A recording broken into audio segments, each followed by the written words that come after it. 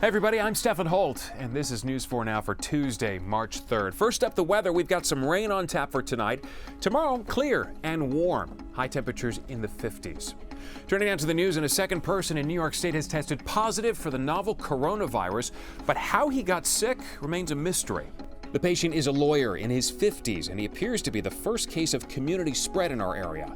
Officials say he lives in New Rochelle but works in Manhattan. He also has underlying respiratory issues and started feeling sick last week. He went to the hospital on Thursday and was moved to New York Presbyterian on Monday.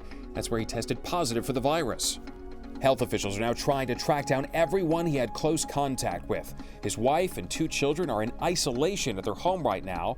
3 schools and a synagogue connected to the family have all been closed as a precaution. The city is also following up with 7 people who worked at the man's law firm. But Mayor de Blasio wouldn't say if the man took public transit. You cannot contract it through casual contact, so the subway is not the issue. The train is not the issue. The issue is prolonged, consistent contact.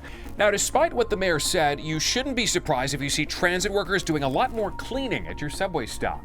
The MTA says it is stepping up cleaning as a precaution. Turnstiles, handrails, and ticket booths are going to be cleaned daily, and trains and buses will get disinfected every 3 days. And now to Lower Manhattan, where a lockdown at a federal jail has entered day 6.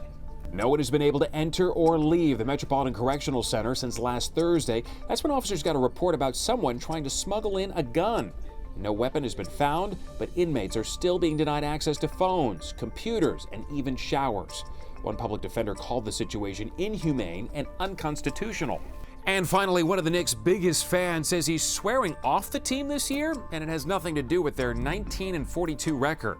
Director Spike Lee says you will not see him in his courtside seat anymore. It's all because of a dust-up over the entrance he uses at MSG.